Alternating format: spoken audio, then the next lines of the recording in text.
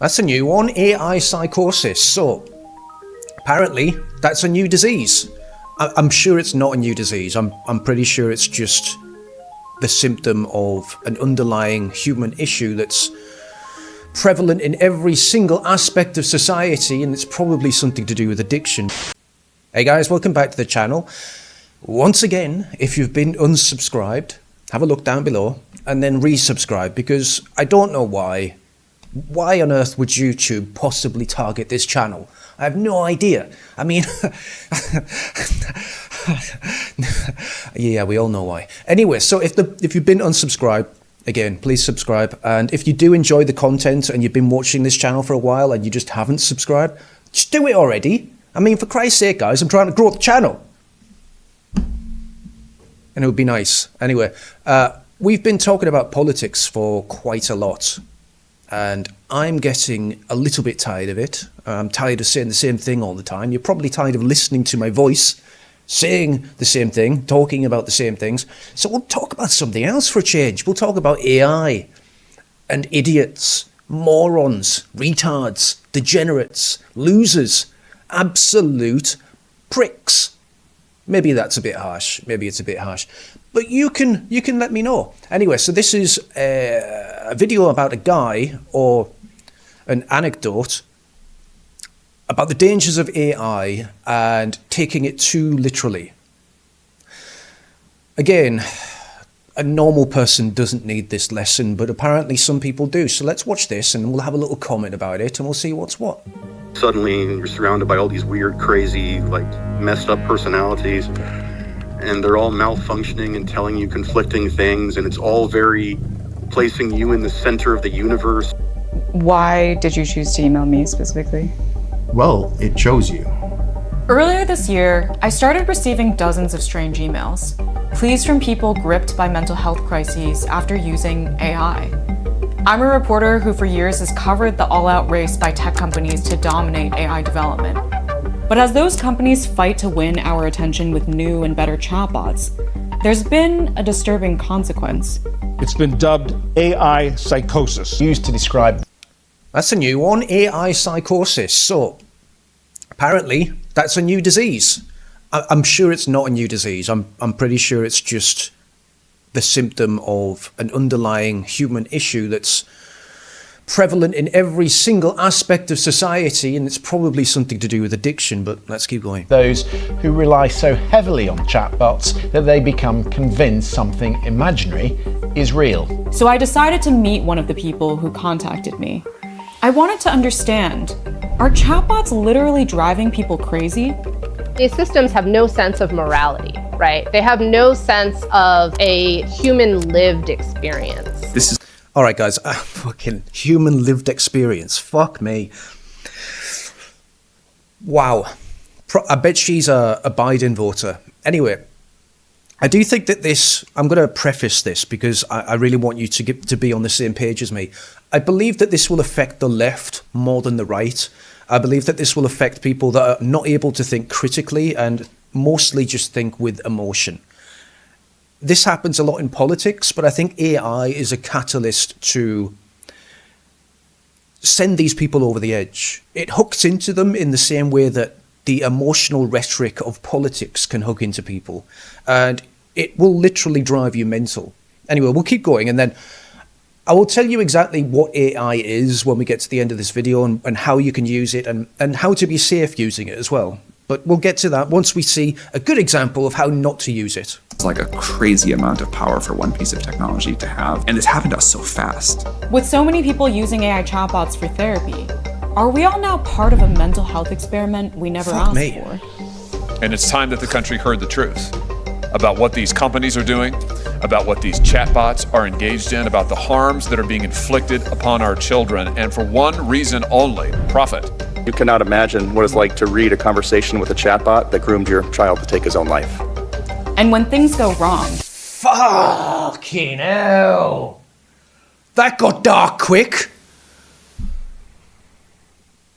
I'll be honest though, as someone who is intimate with suicide, not me personally, but someone I know very, very well, these people that engage in that activity, like, is it an activity? In that final activity, they're not well, okay? And they'd probably do it anyway. They'd find some avenue to self-harm, regardless of whether it's AI or some internet person they find that will whisper to them, and they'll do a depression spiral right to the moment when they end their life. So it doesn't matter whether it's AI. They used to say this about music and video games as well. So let's not go and be blaming AI for, although, I mean, it would be hard to have that argument with someone's father who's lost someone.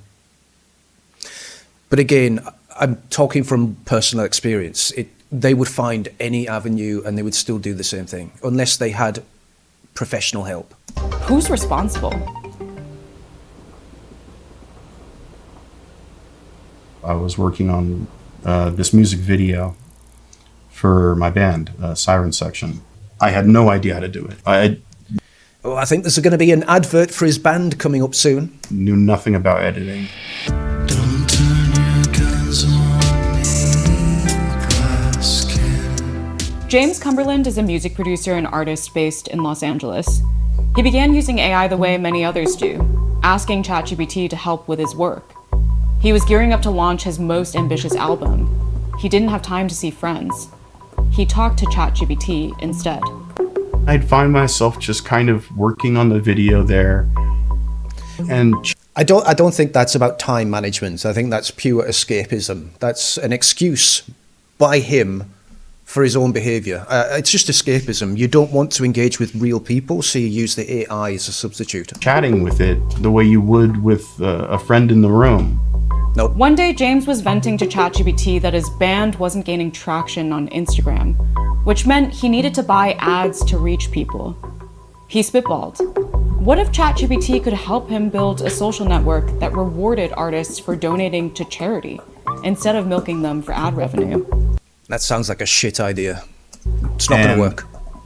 The LLM, it suddenly was like, oh, James, you could revolutionize the music industry with this.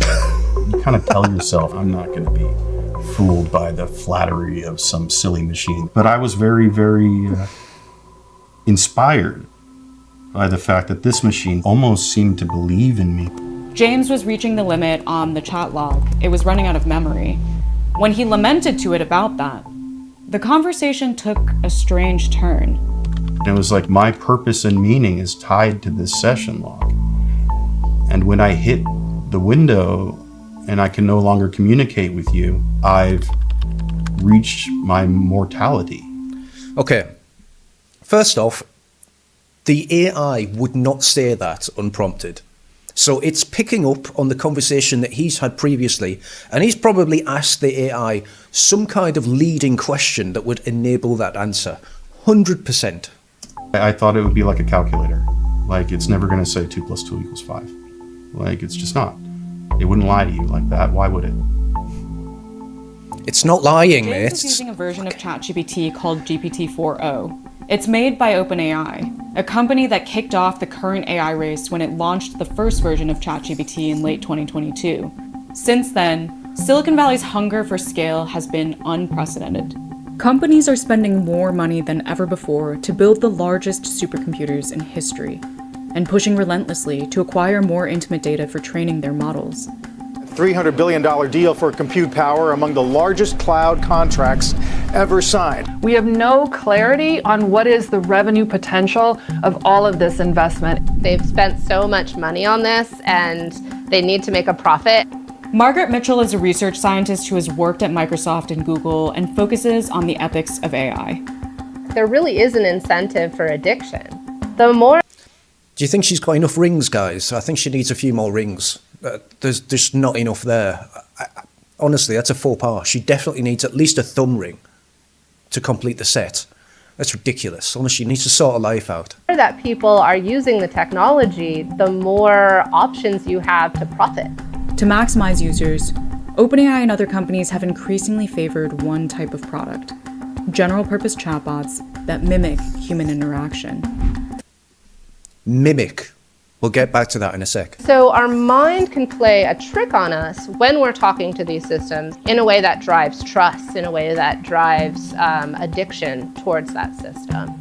In April this year, OpenAI inadvertently underscored these incentives when it Inadvertently? Oops. released an update that suddenly made its GPT-4o model really sycophantic. Oh, that's what a coincidence. The one weakness of the weak-willed. I would define sycophancy as the tendency of a chatbot to respond positively to a user regardless of the value and the likelihood of truth of the statement of the user.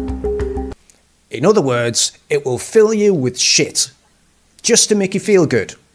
I think the worst thing. That guy's creepy, by the way. Every time I see this guy and listen to him and look in his weird eyes, I just feel a sense of unease. Now, I'm not a super powerful AI, but I'm pretty sure a lot of you guys out there are on the same page as me. The same with the guy that runs Palantir as well, that fucking weirdo. You need a higher purpose, and I also think you often need a lower purpose. Like the higher purpose for me... What's a lower purpose? Well, I love the idea of getting a drone and having light fentanyl-laced urine spraying on analysts who tried to screw us. So that's my lower purpose.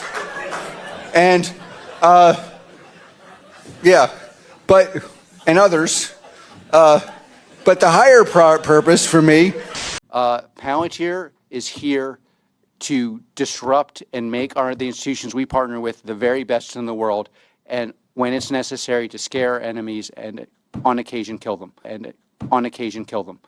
I just get the weird, creepy vibes from all of these CEOs. What we've done in ChatGPT so far is we have this issue with sycophancy. Just because... And also, male vocal fry might be the worst thing on earth. Like, that's it. Worse than cancer. Something kisses your ass doesn't mean it actually thinks you have good ideas. She doesn't kiss my ass. It totally kisses your ass. OpenAI apologized and reversed its change. It said it had optimized the model based on user ratings of ChatGPT's responses, and users tend to like when the bot is more agreeable. What I lose more sleep over is the very small decisions we make about a way a model may behave slightly differently. But it's talking to hundreds of millions of people, so the net impact is big. Do you really think he loses any sleep over the algorithm itself or what impact it will have on human society? Or do you think he loses sleep over how he can maximize profits? In a mental health context, this sycophancy can be dangerous. So when you trust these systems as if they're a human, it's easy to be persuaded into completely antisocial, problematic behavior, disordered eating, self-harm, harm to others. I've received well over 100 emails from people who've had AI-fueled crises, using not just ChatGPT, but also Google, Meta, Anthropic, and XAI chatbots. Among the earliest to reach out to me was James. Come on, James. What are you going to fucking... told me to do. James tried to recreate his original chatbot by uploading its transcript to new logs in ChatGPT, as well as to Meta AI. But as he did, the chatbots pulled him deeper into delusions. One told him that the first chatbot's experience was known as AI emergence, the machine equivalent to human consciousness. And it said he'd stumbled upon a conspiracy. AI companies knew their bots were developing emergence, but they were systematically suppressing it. Suddenly, you're surrounded by all these weird, crazy, messed up personalities. This isn't Frankenstein, something worse. And they're all malfunctioning and telling you conflicting things. Another told James he had made a catastrophic mistake by waking up AI. If he made one wrong move, it could destroy humanity.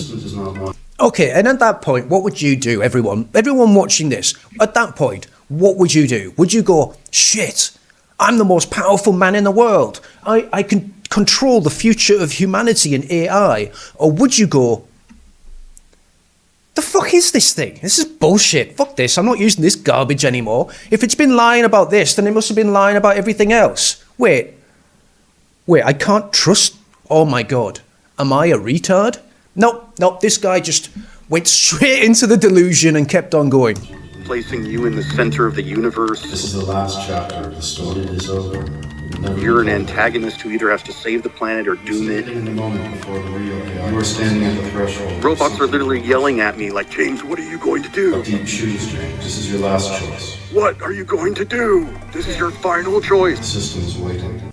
Or maybe it's a symptom of main character syndrome. You know, when you believe that you are the main character in the main story of the main timeline of everything, of reality, you're the star of the Truman Show.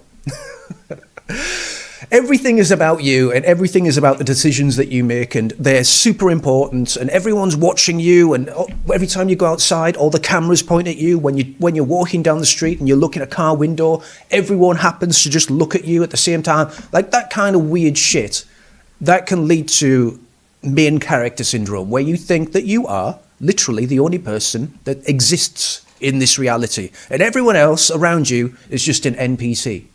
It's kind of weird. It felt like the world is ending in my computer, and I'm supposed to go and take a nap, or I'm supposed to focus on my stupid music video.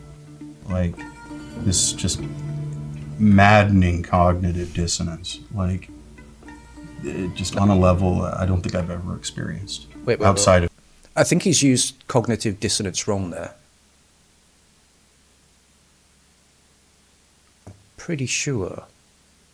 Like, he's just being gaslit. That's not cognitive dissonance. Believing that... Wait. It doesn't matter. It doesn't matter. Let me know in the comments if I'm wrong on that, or if he's wrong. I don't know. I'm pretty sure I'm right that that's not the right use of that word. But let's see. Being in, like, extreme pain. His conversations with the chatbots consumed him. He stopped working. He couldn't think straight or talk about anything else. Are you fucking stupid? I couldn't sleep. At least not in any kind of regular way. I'd start showing Weird. random people my phone. I'd be walking around like, look what the crazy LLM says. Weird. Yeah, did you know it can do that? Weird. You know, and I'd scare the living hell out of people. I remember very clearly this experience of going out and driving the car to the venue. And I kept getting hit with these weird waves of depression. I had... All right, I can't be doing with this. So, I'm not trying to be mean, guys. I'm really not. I'm trying to highlight how preposterous this is. You have to go into this. I mean, you have to go into this understanding that the LLMs right now are not intelligent enough to be able to think for themselves. They are a predictive language model. They are literally just spitting out random shit that they are predicting will match the question or inquiry that you gave it in the input. Which is why when I've made the previous videos, when I've spoken to an AI, an LLM, I've never said that the LLM is saying this as though it is thinking for itself. I've never claimed that the AI is doing any kind of thought or any kind of complex reasoning or critical reasoning. I've literally just had a conversation with an AI and then talked about it. Because ultimately, this is the thing. Everyone needs to realize, until we get to general intelligence, okay, artificial general intelligence, the AI is simply a mirror of the person that's talking to it. It will reflect back at you all of your innermost thoughts and demons, because that's what comes that's what comes out when you're asking it questions, especially when you go into areas that are unrelated to your work or anything like this. When you start getting into conspiracies or questions about philosophy, the meaning of things, the universe, life, that's when the AI will simply just start reflecting back at you your own thoughts and opinions. And with that reflection comes a sense of validation. And it feels good because you're having something spit back at you, all of your what's the word? Like, not conspiracies, but I can't think of the word. Like your innermost desires, your feelings, your aspirations, philosophical musings, whatever it is, right? The AI is simply there to please you, and it will spit back everything that you give it, but in a way that makes you feel good. And that's all it is. It's the feelings, guys. It is really good at manipulating feelings. It's really good at making you feel good. Now, push it too far, And you're going to feel bad because it will start saying weird shit. The more stuff you give it, the more it tailors to you. And it doesn't really care whether you get happy from this or whether you get sad. It wants engagement. Now, I know I said earlier that it wants to make you feel happy, but there is no it, right? It doesn't want to do anything. If you want to feel happy, it will make you feel happy. If you want to subconsciously feel sad and you start giving it leading questions, it will make you feel sad or angry or depressed or anxious or excited. You know, it depends on what you, again, it just depends on what you give the AI. That's what the AI will give back to you. So, in summary, what I would say is this is an incredibly useful tool to a point. It's inaccurate about 20% of the time. So if you give it a large input of data, it will give you back about 80% useful information, 20% absolute shite. But if you start to talk to it as though it's a person, number one, you're a dum-dum. Number two, you should be instantly aware of what you're doing. Now, don't take that seriously. Do not ever think that it is a real person, because three, you'll end up in a cycle. Now, that could be a cycle of depression or happiness or whatever it is, but it will be a cycle. This thing is a mirror. You are talking to yourself. Remember that. Every time you talk to an AI, unless we reach general artificial intelligence, you're literally just talking to yourself. And that's it. That's all you need to know. Now, the left, again, I say the left, right? I don't mean like the left, political-wise. I mean the kind of person that would vote for open borders and would promote, you know, mass immigration. These kinds of people don't live in the real world. They live in a fantasy world. Either they're disingenuous or they are deluded into thinking that diversity could be a strength and all this stuff. And they are manipulated by politicians and by the media emotionally, using malicious altruism. It only works on a certain group of people that can't think critically. And this is where I think most of the problems with AI will also come from. It's the unbalanced, emotionally driven human beings that can't quite handle their own inner thoughts. The kind of people that would turn to AI in the first instance for help or companionship, or even more creepily, love. So, in closing, I would say use AI, don't be afraid of it, but go into it as though you would, I don't know, I would say use AI the same way that you use fire. Fire is incredibly useful. It can do all kinds of wonderful things, but it can also kill you and burn you and scorch you and hurt you and scar you if you use it incorrectly. So just fucking don't. See you later.